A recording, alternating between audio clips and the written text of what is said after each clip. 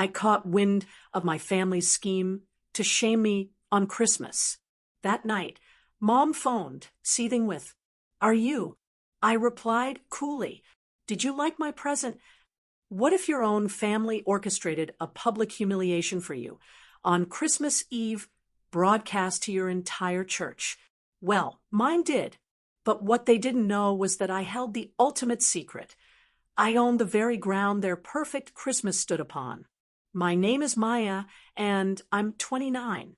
When I tell people my family lives in Plano, Texas, they picture warm suburban comfort. Big houses, trimmed lawns, smiling parents, and kids who grow up to be doctors or marry them.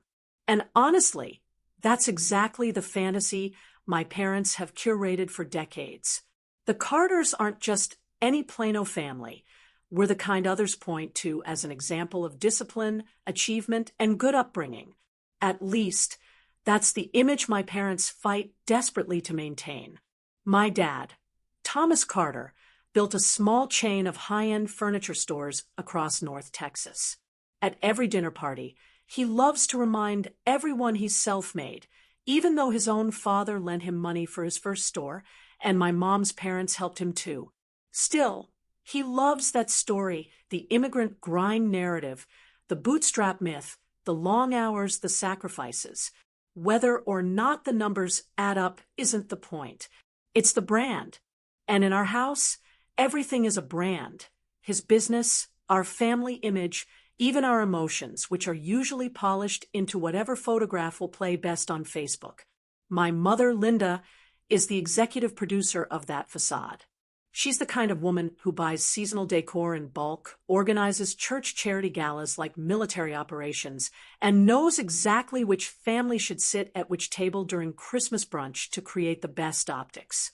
Growing up, I used to watch her adjusting centerpieces or fixing her lipstick before answering the door, even if she was just expecting neighbors dropping off cookies. Presentation matters, she'd say. People believe what they see.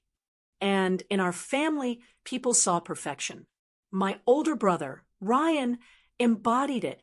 At 32, he's an orthopedic surgeon, the golden child, the miracle boy who played varsity sports, went to med school, married a pretty blonde from church, and followed every step of my father's blueprint. Dad never says he has a favorite child, but he doesn't have to. When Ryan walks into a room, Dad's whole posture changes. His chest widens, his voice deepens. His pride radiates so intensely, it's almost embarrassing to witness. And then there's Chloe, my little sister, 26, petite, luminous, a dental hygienist who works part-time, but brands herself full-time as a lifestyle content creator. She posts perfect brunch shots, outfit grids, makeup routines, and day-in-my-life videos of errands that somehow look like luxury commercials. Mom is obsessed with her, constantly fixing her hair, buying her clothes, photographing her, at every angle, like she's sculpting a porcelain doll. My baby girl, she calls her, as if Chloe were a fragile ornament that must always shine. Both Ryan and Chloe fit our family's aesthetic, clean, polished white coat professions or careers adjacent to them. Meanwhile, I, Maya, 29, have always been the glitch in the Carter algorithm. When I was younger, I loved math, science, anything mechanical. I could take apart a lawn mower at 15 and rebuild it in a weekend. Teachers pushed me toward Harvard, Yale, engineering programs, law school, anything prestigious. My parents saw me the same way. I was supposed to become the lawyer or the consultant, the one who completed their trio of shining children. They bragged about my test scores before I even took the tests. So when I announced that I wanted to study automotive engineering at UT Austin and eventually become a mechanic, the silence at the dinner table was so violent, it felt like a physical blow. My dad dropped his fork. My mom blinked slowly, as if I'd told her I planned to join a circus. Ryan tried to hide a laugh behind his water glass. Chloe straight up snorted. "Why would you waste your potential like that?" Dad finally said, "People like us don't do that kind of work." Mom was blunter. "We didn't sacrifice everything. so you could smell like motor oil. That line stuck with me. She said it again years later, after I opened my repair shop, as if the worst thing a daughter could do was be useful in a way that wasn't photogenic. Ryan and Chloe treated my career like a running joke. At family dinners, they'd make comments like, "So, how's the grease pit?" Or, "Did you fix any fancy tractors this week?" Always with that half-pitying, half-amused tone. They weren't even trying to be cruel. They genuinely believed they were teasing the quirky sibling who had chosen an inferior path. But the truth was, I loved the work. I loved helping single moms who couldn't afford dealership prices, delivery drivers who relied on their cars to pay rent, college kids scared they were being scammed by big auto shops. My customers weren't glamorous, but they were real. They were grateful, and they made me feel like I belonged somewhere. Still, in the Carter household, none of that mattered. Success had a very specific definition: a degree you could frame, a title you could flaunt, a salary high enough to buy things my mother could brag about, and a lifestyle curated for Instagram. A daughter who owned a repair shop, who wore jeans stained with grease, who worked with her hands, who knew the sound of an engine misfiring before it even started, didn't fit the picture. I wasn't just the odd one out. I was the flaw in their portrait, the smudge they tried to crop out whenever possible. And when you grow up in a family obsessed with image, being the smudge doesn't just make you invisible. It turns you into something they feel compelled to fix, reshape, or quietly erase. That's why when I overheard their plan 2 weeks before Christmas, the jokes, the costumes, the lesson they wanted to teach me, it hurt in a way that wasn't new, but deeper. It was the final confirmation that, in my parents' eyes, my whole life had become an inconvenience to their brand. And I had finally reached the point where I was done being their flaw. If there's one thing I learned early, it's that passion doesn't need permission. It doesn't wait for approval. And it definitely doesn't care if your parents think it fits their Instagram aesthetic. I discovered mine. The first semester, I moved to Austin for college.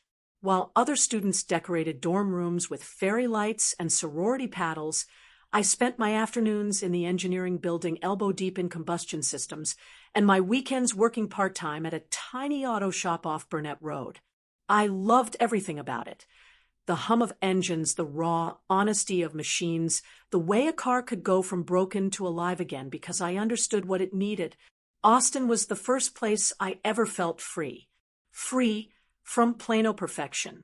Free from my mother's constant need for polished appearances. Free from the subtle but sharp reminders that I was the different one. I rode my old Honda Civic across long stretches of Texas highways with the windows down, music blasting so loud I could feel it in my ribs. That feeling, the wind, the hum of the engine, the sense that the road had no judgment, was a freedom no one could take from me.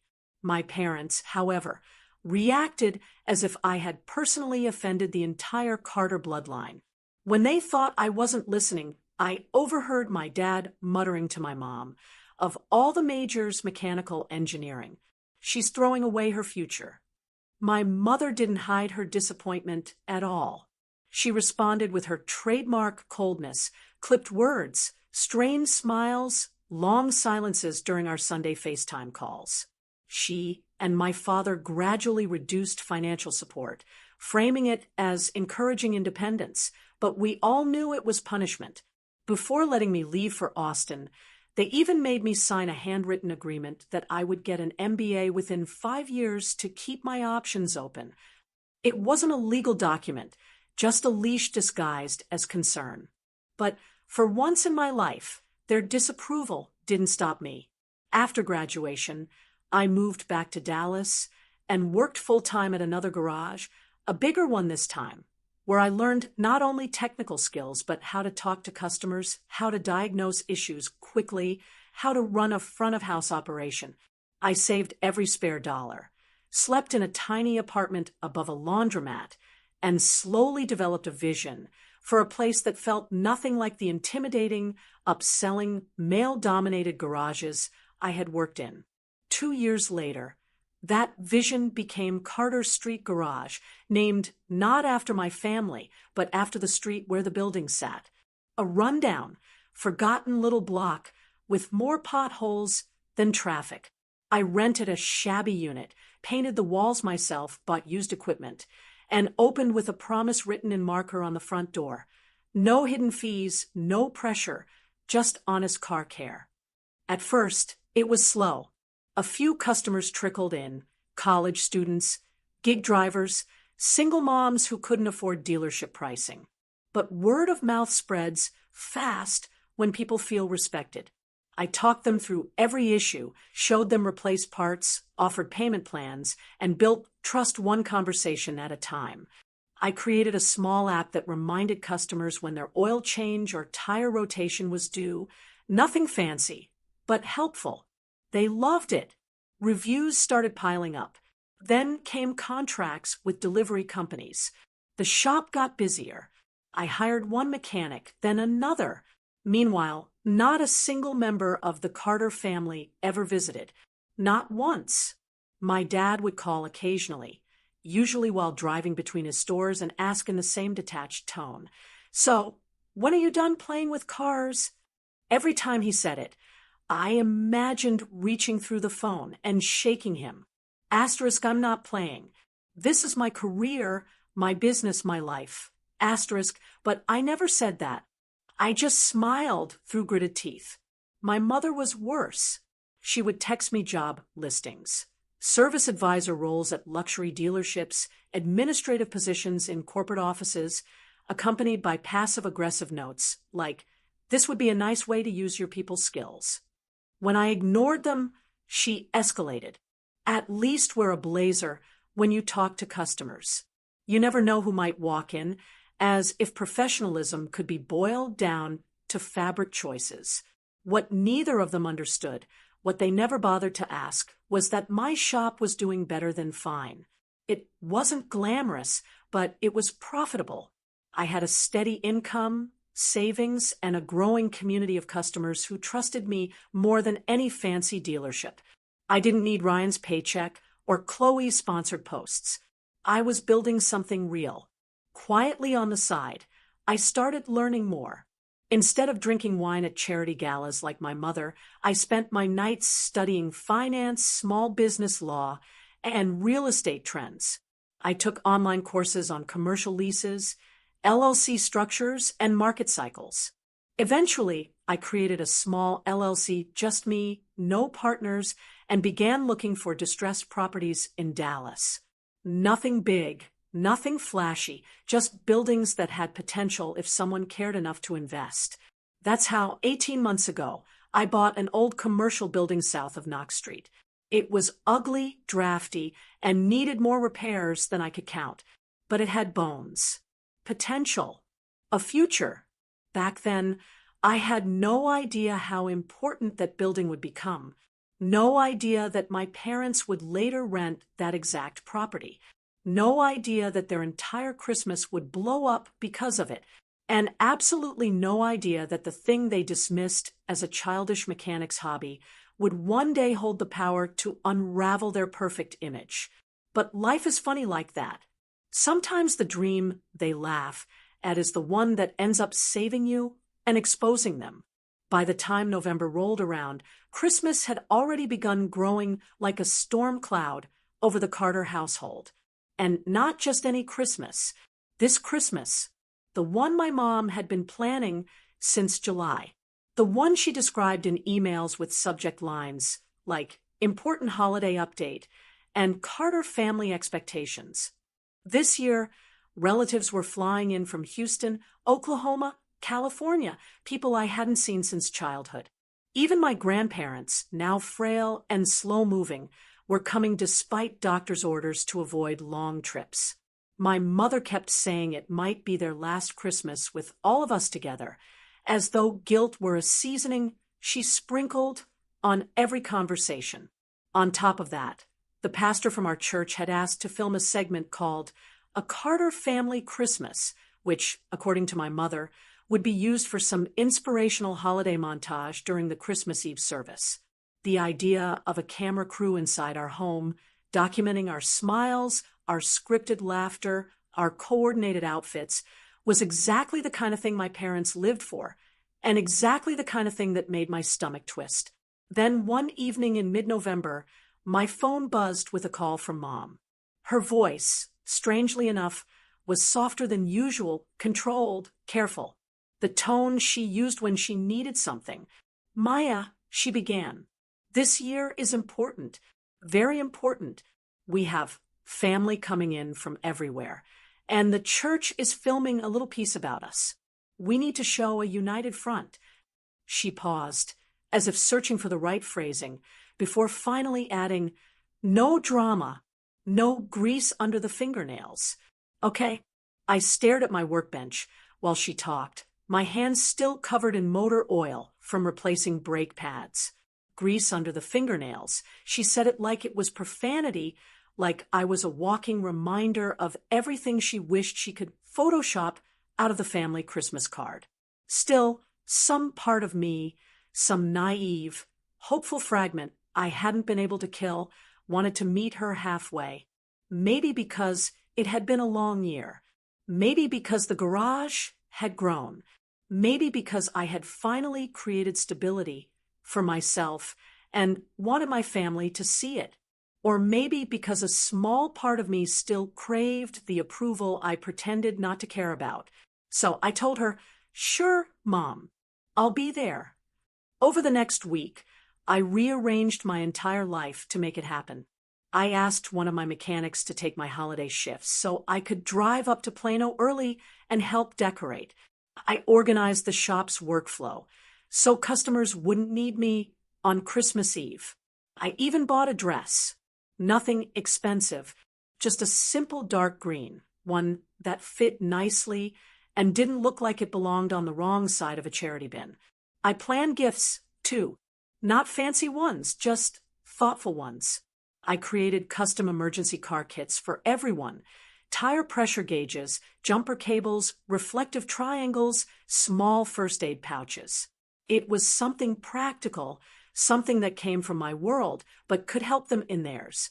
I imagined handing them out with a little laugh, just in case the highway doesn't care how perfect your Instagram photos look.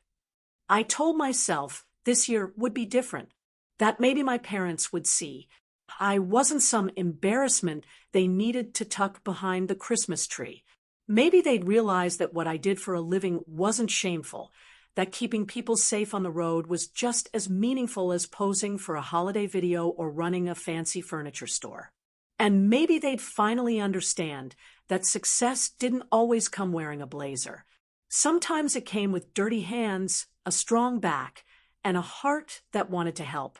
That hope, quiet, persistent, almost childish, kept me going. I imagined walking through their front door, not in work boots, but in my new dress. I imagined my mom smiling at me, not just politely, but genuinely. I imagined my dad asking about the garage, actually listening instead of nodding, absently. I imagined Ryan cracking a real joke that didn't involve calling me the family mechanic, and Chloe hugging me, without glancing at whether her makeup smudged on my cheek. I imagined a Christmas where I wasn't a punchline. That tiny dream, simple, fragile, stupidly human, was enough to make me try again. Enough to make me pack my bags for Plano. Enough to make me believe that maybe, just maybe, this family would finally meet me halfway. But of course, I didn't know what was waiting for me. I didn't know what they were planning behind closed doors. I didn't know that while I was buying gifts for them, they were crafting a joke out of me, and I definitely didn't know that this would be the Christmas that broke us apart and saved me at the same time. By December 23rd, the house in Plano was already glowing like a Christmas showroom. Every window dripped with warm white lights. The front lawn had 3 identical reindeer, all perfectly symmetrical, because in the Carter family, even the deer had to look coordinated. I arrived hours earlier than anyone expected, planning to help with decorations, maybe even bond a little before the chaos of Christmas Eve. I parked behind my dad's Lexus, grabbed the box of custom emergency car kits from my back seat, and walked toward the front door with a strange flutter of optimism in my chest. Inside, the house smelled like cinnamon candles and pine needles. The soundtrack of classy Christmas played softly in the background. My mom greeted me not with a hug, but with, "Oh, good. You're early. Can you take those basement decorations downstairs? They're stacked by the pantry." Her voice was brisk, already stressed, already focused on everything but me. Still, I nodded and headed toward the kitchen, passing the dining room on the way. That's when I heard it. Laughter. Loud, unfiltered, the kind that usually filled this house only when the jokes were about somebody else. I froze when I heard my name in the middle of the noise. Maya. Instinctively, I stepped closer, stopping just outside the dining room door. It was cracked open barely, just enough for voices to slip through. And what I heard next didn't just stop me. It hollowed me out. My mother's voice, syrupy and excited. "Pastor Jim wants a fun moment on camera for the church video. I thought we could do a little skit about Maya's career choices." My father's laugh followed, deep and amused, like this was the best idea he'd heard all month. "We could have her wear that old mechanic jumpsuit," he said, still chuckling. "And maybe she could push in a toy car and pretend to change a tire. Meanwhile, the rest of us could read out loud all the opportunities she walked away from." More laughter. My breath caught in my throat. Then Chloe chimed in, her high voice practically bubbling. "Ooh, and we could make a PowerPoint." I could hear her clapping her hands like a child. "First slide, Ryan, Dr. Carter. Second slide, Chloe, influencer and dental hygienist. Third slide, Maya, discount oil change queen." She giggled. "I have a bunch of old photos of her covered in grease. We can add memes." Ryan's voice came next, quieter, hesitant. I don't know if maybe that's a little. But my father cut him off with a snort. "Oh, relax. It's harmless fun. And honestly, maybe she needs it. She's almost 30 and still messing around with that garage. It's time she grows up." My mother added in her sugary, faux sad tone, "Exactly. It'll be good for her. A gentle reminder that she has responsibilities. Plus, the church will love it." I pressed my hand to my mouth, trying to keep myself from making a sound. But it wasn't just a skit. No, what came next was the real blow. My mother lowered her voice, still audible through the door, and said, "After the skit, we'll read the will update. It's time she learns about consequences. If she refuses to contribute to the family in a meaningful way, then everything goes to Ryan. The house, the business, all of it. She'll still get a small amount, something symbolic. Symbolic, like I was a charity case or a child who needed to be disciplined financially." I felt something inside me, something fragile, crack. Ryan spoke again, voice strained. "Are we really doing the will thing in front of everyone? That feels public." But my father sighed in that frustrated, disappointed way he had perfected. "She needs this, Ryan. Otherwise, she'll keep believing that little garage of hers is enough." Enough. Enough for who? For them? I pressed my back against the wall, trying to stay upright. Then came the part one wasn't prepared for. My mother said, "Besides, we have to protect the family assets. Your father and I are already drowning trying to keep up with expenses. We've had to refinance the store building again. If we shift her out of the will now, the financial responsibility will fall on you and Chloe someday. But you two are successful enough to handle it," my father grumbled. "Exactly. She can't pull her weight. Better to cut her loose before she drags us down."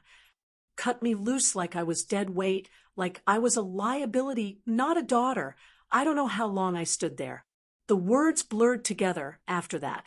The laughter, the planning, the ease with which they spoke about turning me into entertainment. humiliating me in front of the entire extended family, the church, the camera crew, and then disowning me financially as the grand finale. I felt cold, not the kind that touches your skin, the kind that crawls under it. Slowly, I backed away from the door. My heartbeat was so loud, it drowned out everything else. When I reached the kitchen, the box of emergency car kits was still sitting on the counter, wrapped in red ribbons I had tied the night before. They looked stupid now, pathetic, like a child's project. They had been gifts, thoughtful ones, love offerings even. And all that time, they were planning to turn me into a joke. My hands were shaking as I grabbed my bag. I didn't even bother telling anyone I was leaving. I walked out the back door, the cold air slamming into me like a second betrayal. By the time I reached my car, tears were already blurring my vision. I drove away without looking back. No one noticed. No one called. The truth hit me in waves as I reached the end of the street. I had shown up early to help decorate. They had been preparing a stage to laugh at me, and in that moment, the part of me that still hoped they might see my worth, that part snapped clean in half. I don't remember most of the drive after leaving my parents' house. My hands were trembling so badly, I could barely keep the wheels steady. The holiday lights along the neighborhood blurred together, melting into streaks of red and green through my tears. At some point, instinct took over, and I pulled into the parking lot of a 24/7 gas station. One of those sad fluorescent islands that always looked the same, no matter the city or state. I parked crookedly in front of pump number 7 and let my forehead fall onto the steering wheel. The dam broke. I sobbed so hard my chest hurt. My breath shuddered, catching in the cold air. I couldn't drive. I couldn't think. The betrayal had sunk in fully now.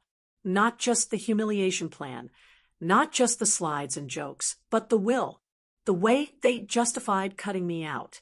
The casual cruelty, the ease with which they, all my family, had agreed that the best way to teach me something was to publicly shame me. I don't know how long I cried, minutes, hours. It felt like everything I'd tried to hold together my whole life was collapsing inside that cramped driver's seat. Eventually, when the sobs finally eased enough for me to breathe, I unlocked my phone with shaking hands. I didn't call my parents. I didn't call my siblings. I called the only person who had ever seen me without a mask, Lena. We've been friends since college, met in the mutual suffering of a brutal thermodynamics class. While I went into auto engineering, she went into accounting and then earned her CPA license. Over the years, she became the calm voice I needed, the one who helped me manage the finances for both the garage and the LLC. She knew everything about my work, my stress, my ambitions, everything real about me. She answered on the second ring. "Hey, you okay?" she asked, voice warm but alert, the tone she used whenever she sensed something was very wrong. I broke. No, I choked out. "I'm not okay. I'm not even close." What happened?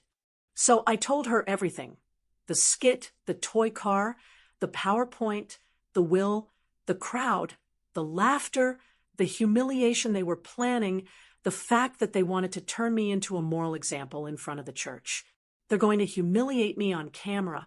I whispered, my voice raw, and cut me out of the will like a lesson, like some sermon illustration about a daughter who never lived up to their standard.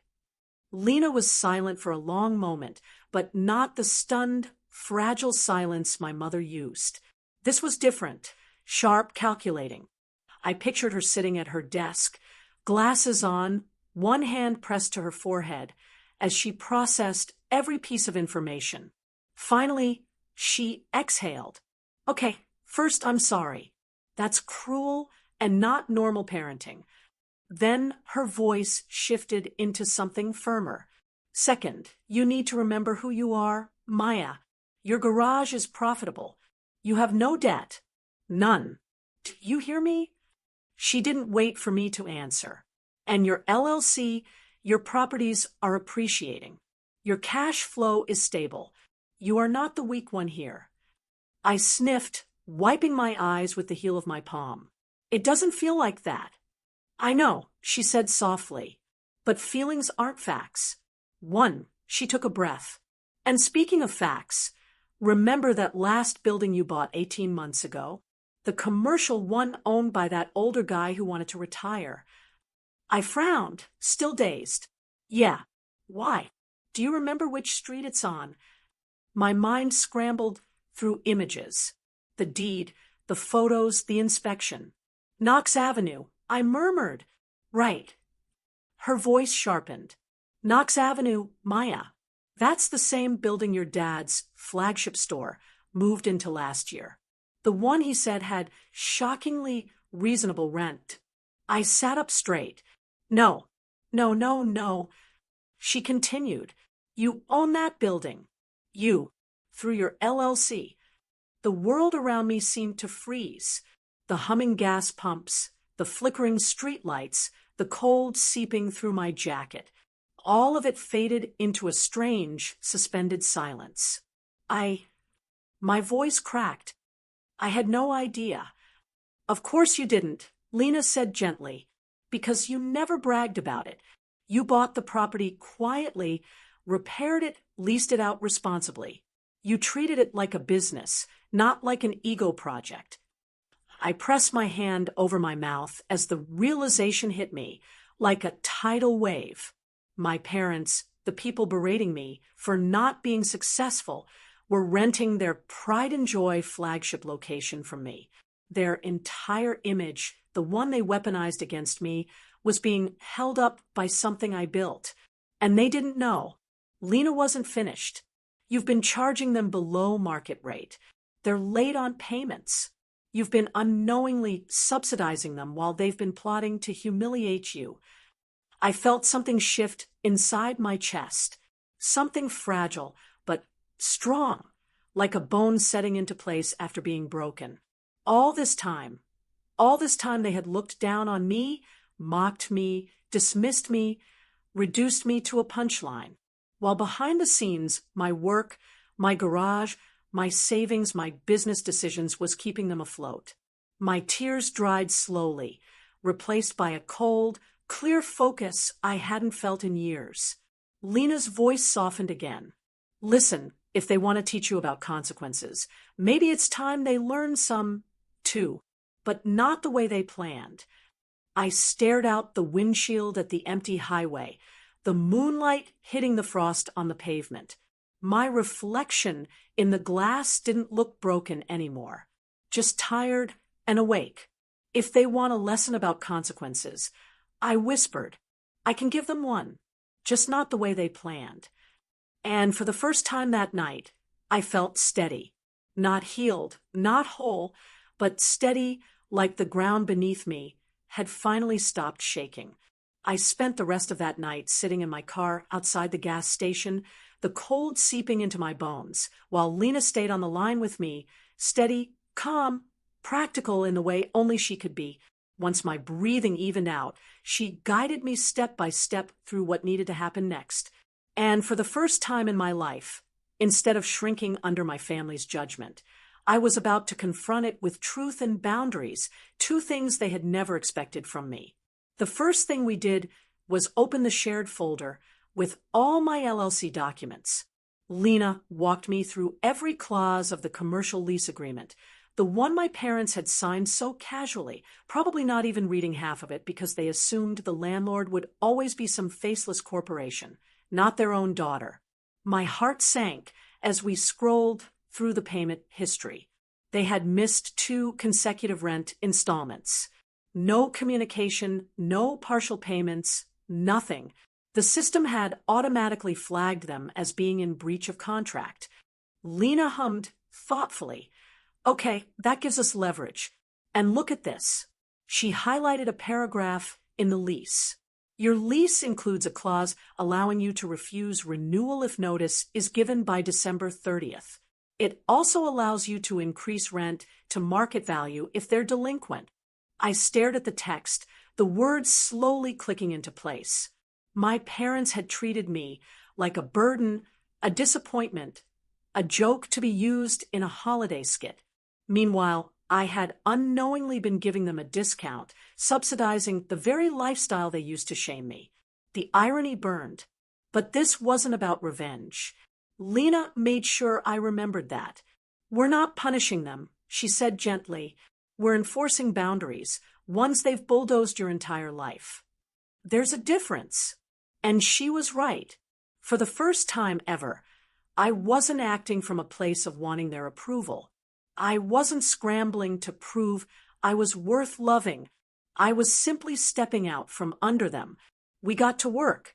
By 2 a.m., we had drafted the framework for what Lena jokingly called the Christmas gift. Though the truth was, it wasn't a gift. It was accountability wrapped in legal stationery.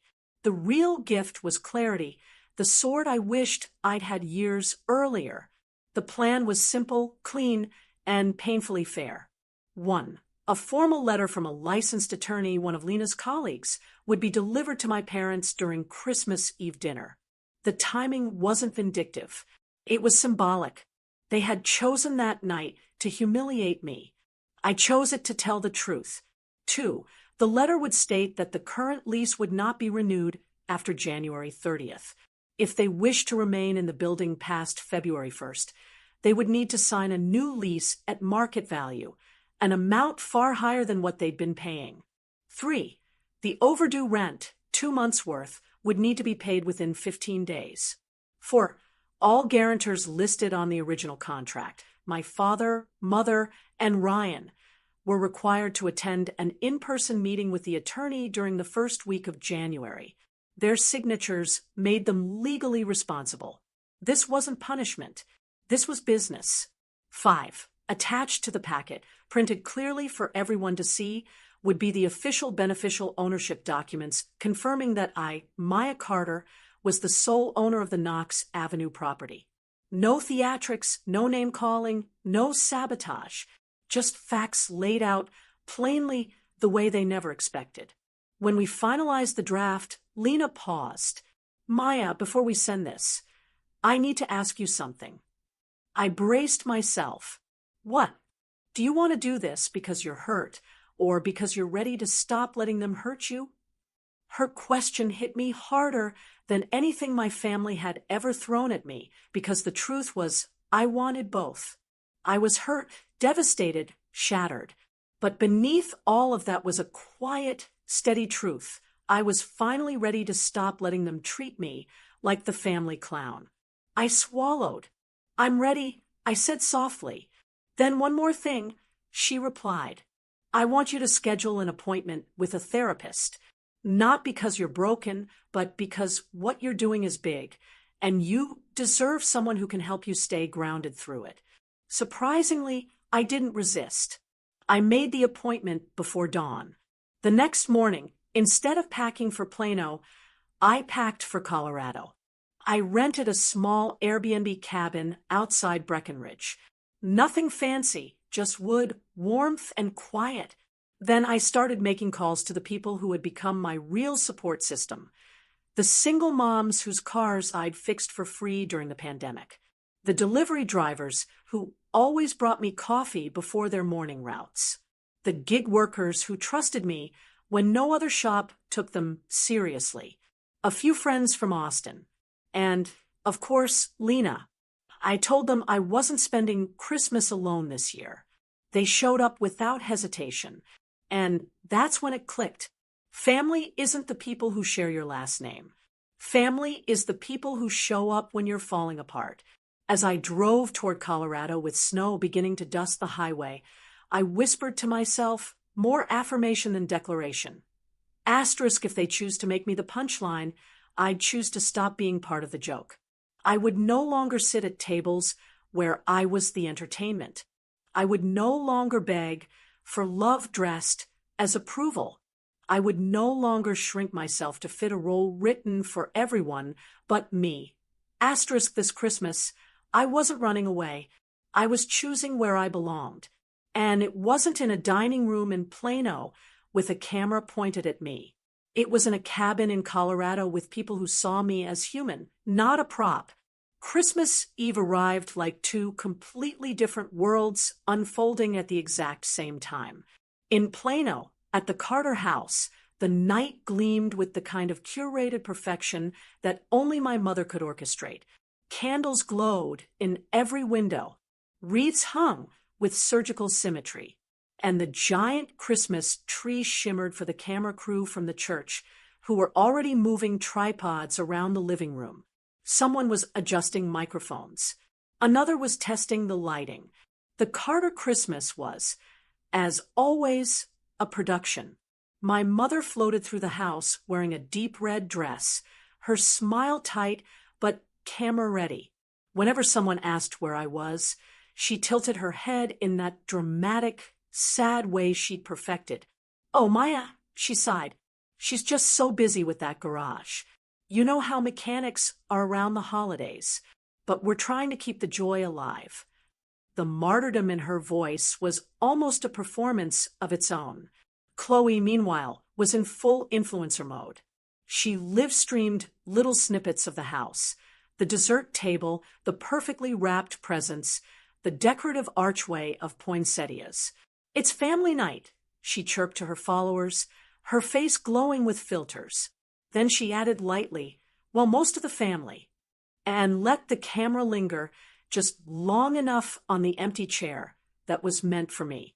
Some people just don't value nights like this, I guess. The comments flooded in with sympathetic emojis and messages about letting go of toxic siblings. Back in Colorado, the world looked nothing like Plano's staged elegance. The cabin I'd rented flickered with warm string lights, mismatched mugs of hot cocoa, and the chaos of a dozen people trying to cook in a tiny kitchen. Lena wore an ugly sweater with a reindeer whose eyes crossed when she moved. One of the delivery drivers I'd supported during the summer showed up with tamales from his mom. Two single moms, Sarah and Bree, brought their kids, who were now building a lopsided gingerbread house on the coffee table. My hands still smelled faintly of engine oil from fixing Bree's flat tire earlier that afternoon. No one minded. No one looked embarrassed. In fact, one of the guys laughed and said, "Hey, Maya, you mind showing me how to check my winter tires later? I want to make sure I survive this mountain." I nodded and smiled. This place, this group, felt more like family than anything waiting for me in Plano. We played music, we cooked, we teased each other. And for a little while, I forgot that hundreds of miles away, a different kind of Christmas was spiraling toward a moment I had set in motion. Until it happened, at the Carter house, right as everyone finished their first round of dessert, and the pastor's team gave a nod that the cameras were rolling again. The doorbell rang. My mother's face lit up. Delivery boxes on Christmas Eve usually meant gifts from donors, special church contributions, or something equally flattering. "Oh, let's bring it in. They can film this, too. Holiday generosity," she chirped. A young courier stepped inside, shivering in the Texas cold. "Delivery for the Carter family," he said, holding out a stack of large white envelopes stamped with a law firm logo. My mother accepted them with a smile, so bright it could have hosted a charity gala. She opened the first envelope right there at the table, expecting a check, a thank you letter, something she could wave proudly at the cameras. Instead, her face stiffened. Her eyes darted across the page. Confusion slid into dread so quickly it drained the color from her cheeks. "Thomas," she whispered, voice cracking. "Read this." My father took the letter, scanning it with growing horror. The first page alone was enough to darken the room. A formal notice of default, a list of overdue rent payments, an official termination of the lease effective January 30th. The pastor, the relatives, the church volunteers, they all watched as my father's hand began to shake. My mother grabbed another envelope, ripping it open with trembling fingers. Inside was a packet of legal documents, proof of beneficial ownership, contracts, LLC filings page after page, showing that the Knox Avenue building, their flagship store, the pride of their business, the one they'd bragged about switching to because of its amazing rate, was owned by one person, Maya Carter. They read the name aloud, loud enough for the whole room to hear, loud enough that the cameraman lowered his equipment, unsure whether to keep filming or not. The silence was suffocating.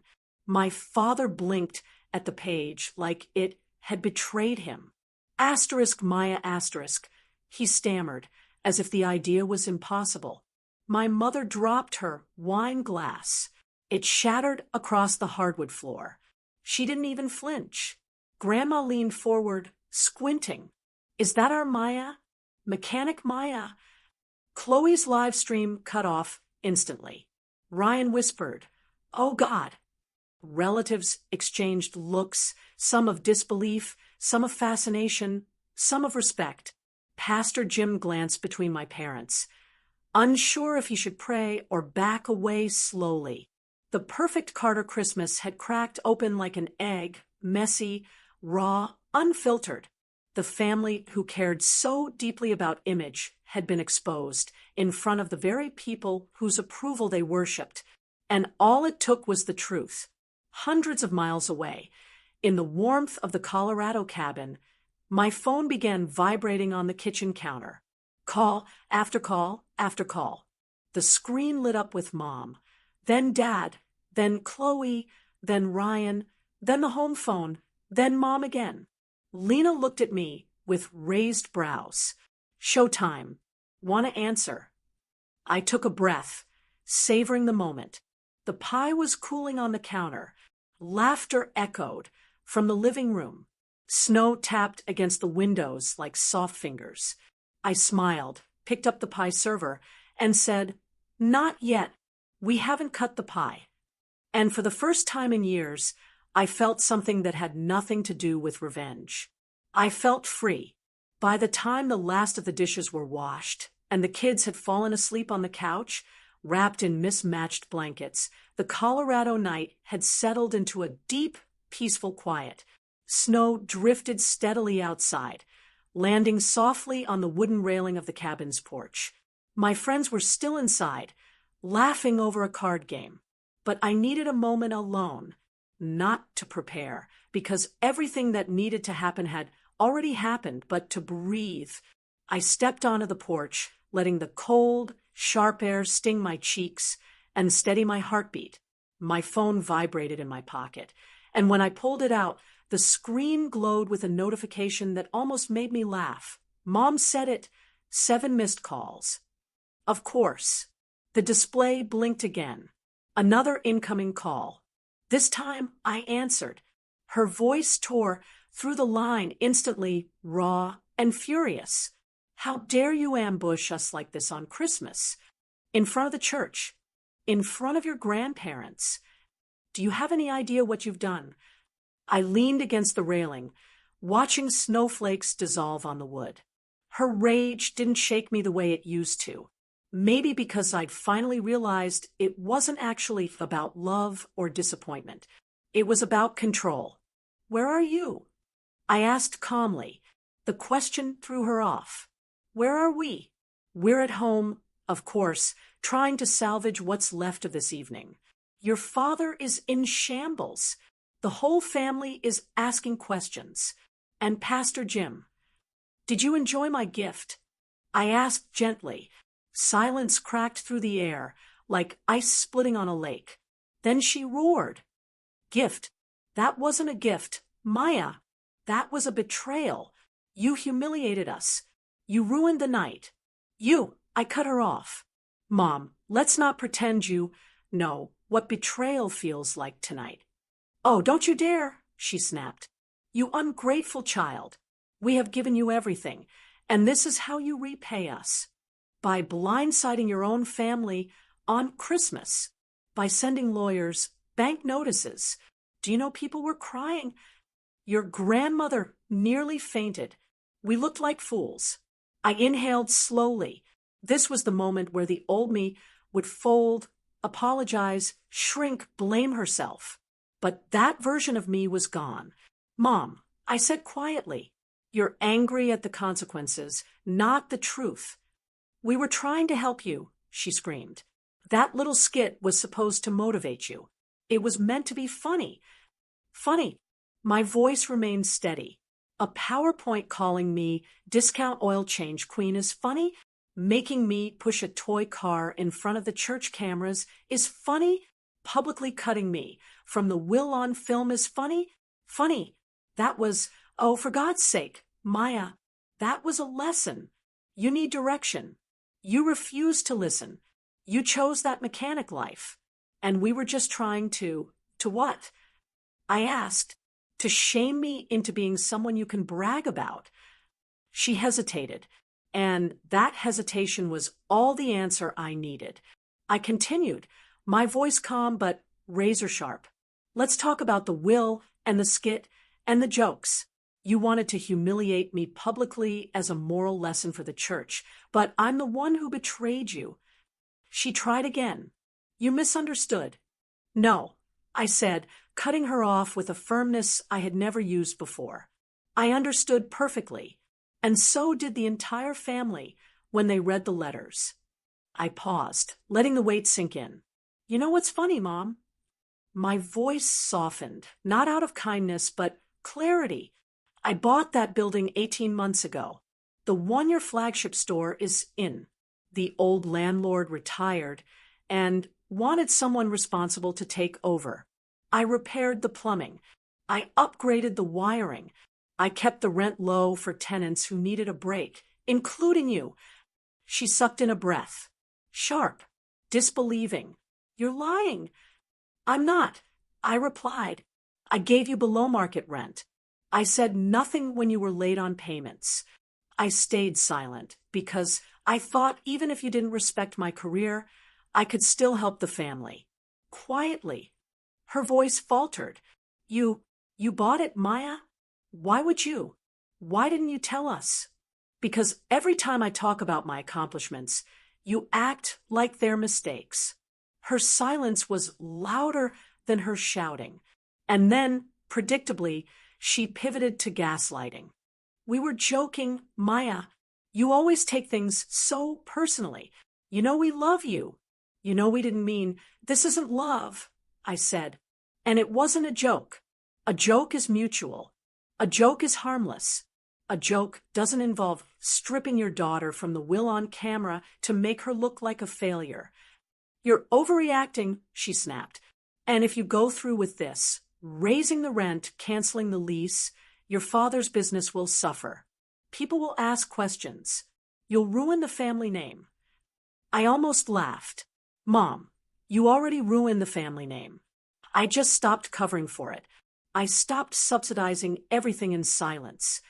Her breathing turned into something frantic. Panicked. So what now? You think you can threaten us with buildings and lawyers. You think you can win. I'm not trying to win, I said. I'm asking for respect. I'm asking for boundaries. You won't give them willingly. So now they're written into legal documents. You have 30 days to vacate or renegotiate at the actual market rate. I'm not punishing you. I'm just done setting myself on fire to keep you warm. She was silent for a moment. I could hear voices in the background, relatives whispering, the pastor muttering, my father pacing. Then she screamed again, her voice cracking under the strain. This conversation isn't over. Maya, you hear me? I felt the last piece of my fear dissolve. For me, I said softly, it actually is. I'm saying, I let the quiet stretch for a heartbeat. Merry Christmas, Mom. Then I hung up. My hand trembled slightly, but for the first time, not from fear, from release. The snow kept falling around me, gentle and indifferent, and I realized I had never felt lighter. In the weeks that followed Christmas Eve, the Carter family scandal spread through Plano faster than tinsel in a winter storm. Word traveled from cousin to cousin, pew to pew, neighbor to neighbor. And it didn't matter that no one had posted a video or shared the documents publicly. The story had been witnessed in real time by enough people for it to ripple outward like a quiet earthquake. Some chose sides. Some stayed neutral. Some pretended not to care, while leaning forward eagerly to hear every detail. What surprised me most was that the reactions weren't what my parents had expected. A handful of church members and family friends defended them, wringing their hands and saying things like, "Maya shouldn't have embarrassed her parents like that, especially on Christmas." But more than a few whispered a different question, a sharper one that cut through the polite surface. Asterisk, why did they feel the need to teach a lesson to their grown daughter in front of the entire family? And since when is public humiliation a form of parenting? Asterisk, the question hovered in the air every Sunday at church, every family dinner, every volunteer night at the community center. My parents hated that question more than they hated my ambush, more than they hated the overdue payments being made public, because for the first time, the narrative wasn't shaping in their favor. A week after Christmas, my father finally broke the silence. He didn't call.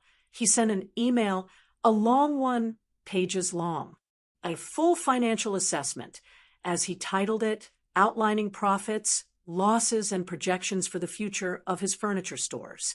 He wrote about supply chain delays, seasonal downturns, and unforeseen financial pressures. He believed it justified why I should lower the rent instead of raising it. He ended with, "Families should support each other. We are asking you to reconsider the new lease terms for the sake of family unity." I didn't take the bait. I replied with 4 sentences. "Dad, thank you for the update. Please forward all business inquiries to the attorney handling the Knox Avenue lease. I extended discounted rent for 18 months as a personal courtesy, and now we are simply aligning with standard market value. Wishing you the best moving forward." It was the first time in my life I had responded to him without explaining, defending, or apologizing. He didn't reply. A few days later, Ryan called. He didn't bother with greetings. "What the hell were you thinking?" he snapped the moment I answered. "Do you even realize what you've done to Dad?" He's furious. The whole family is. I cut him off. "Do you realize what you all planned for me?" He hesitated. "Planned for you? It was just a skit, a joke, a PowerPoint, a costume, publicly cutting me from the will. All of it. I heard everything on the 23rd. Ryan. Every word." Silence. Then in a much smaller voice, I didn't know it would be like that. I thought it was just some silly church video. Mom said it was motivational. I didn't realize they were going to, well, humiliate me, strip my inheritance, turn me into a parable. He didn't say the words, but the guilt in his voice filled them in. For the first time in years, Ryan didn't defend them. He didn't defend himself either. He just sighed. "I'm sorry," he whispered. "I didn't know." And I believed him. Not because I wanted to, but because Ryan had never been a mastermind. He went along with things, even bad things, because life was easier when he didn't question it. But that didn't make it hurt any less. Chloe, on the other hand, reacted exactly as expected. She didn't call. She didn't text. Instead, she posted cryptic Instagram stories with captions like, "Some people betray blood," and "Not everyone deserves a seat at your table." Always vague. Always just subtle enough to deny if asked. She kept her brand polished. Victimized but elegant, wronged but glowing. I ignored every post, but not everyone stayed silent. 2 cousins I barely talked to messaged me privately, saying they didn't support the way my parents treated me, even if they didn't want to be dragged into the drama. An aunt sent me a single sentence, "You deserved better that night." It wasn't much, but it was something. Meanwhile, in my world, the world outside the Carter performance, the consequences were wildly different. When people in my customer base heard what had happened, many reached out with small kindnesses, cards, cookies, tips, referrals, even little notes like, "Keep your head up, Maya. You're one of the good ones." The garage got busier. New customers came in saying things like, "Heard you're the honest mechanic in town," or "My cousin told me what happened. You deserve better." Word spread not about scandal, but about strength. By mid-January, the garage had its best months since opening, and Lena and I, with more confidence than ever, began looking seriously at acquiring a second property. Not to rescue anyone, not to prove anything, not because I owed my family a safety net, but because it made sense for the business. Because I could. Because I had built something worth expanding. For the first time in my life, my decisions weren't influenced by fear of disappointing them. I wasn't shrinking or compensating or apologizing. I was finally living without their approval. And I wasn't just surviving. I was thriving. And yet, even with the peace that came from stepping away, I could sense a shift coming. Something quieter. Something that wasn't about contracts or consequences or Christmas scandals. The next chapter wasn't about punishing my family. It was about rebuilding myself. And that truth would become clearer 1 year later on another snowy winter night. A full year passed. Not quietly, not cleanly, but steadily, like a long exhale after decades of holding my breath. Winter returned to Plano and Dallas and Colorado, and with it came the small, subtle signs of how much life had shifted since that explosive Christmas Eve. My parents had moved their flagship store out of the sleek Knox Avenue building months earlier, settling instead into a smaller, more modest location, tucked between a strip mall nail salon and a tax accounting office. No more billboards, no more grand holiday launches. They didn't say it aloud, but I knew the truth. Reputations were easier to rebuild than balance sheets. Pride was harder to swallow than new rent. They still didn't talk to me much. The communication remained strictly transactional. Occasional emails about forwarded mail or a stray tax document. Nothing cruel, nothing warm. Just neutral, polite, distant. My mother's sentences were shorter now. My father's punctuation more careful. It felt like watching two people learn a language they'd never had to speak before. Accountability. Ryan broke away from their orbit entirely. A few months after Christmas, he opened his own orthopedic clinic in a modest medical plaza. No longer under my father's shadow or pressure. On the day he signed the lease, he sent me a short text. "I'm doing this on my own. Just wanted you to know." I wished him luck. It wasn't forgiveness. Not yet. But it was a start. Chloe kept up her influencer life, posing in matching pajama sets and posting skincare hauls. But every now and then, she shared something oddly introspective. A caption like, "Family is complicated and growth is messy." Or a selfie with a long paragraph about learning to see people beyond their labels. It wasn't an apology, but it was something, maybe her version of thinking. My world, though, it bloomed. By late summer, my garage had grown so steadily that I opened a second small location. Nothing extravagant, just enough room for 3 lifts, 2 new hires, and a tiny break room with a microwave that only worked when you slammed the door just right.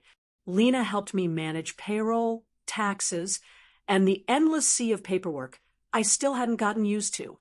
Our free winter check program for single moms and low-income drivers became an annual tradition one people in the community now anticipated, even volunteered for. I moved out of my small apartment near downtown Dallas and into a little house with its own garage, sun-faded siding, squeaky floors, and a yard that needed more work than I could ever finish. I renovated it piece by piece, sanding cabinets at midnight, replacing old pipes, rewiring the garage door myself. Every improvement felt like reclaiming something, a life, a home, a self. Emotionally, I kept going to therapy. I kept learning, slowly, stubbornly, that worth didn't come from being the daughter my parents wanted. That family wasn't a prize you earned. And most importantly, That growing up sometimes meant unlearning every story you were told about who you were allowed to be. Christmas returned faster than I expected. This year, I didn't even pretend to consider going to Plano. Instead, I drove back to the same cabin in Colorado, the place where everything had cracked open and begun again. But this time, the gathering was bigger, louder, warmer. Lena came, of course.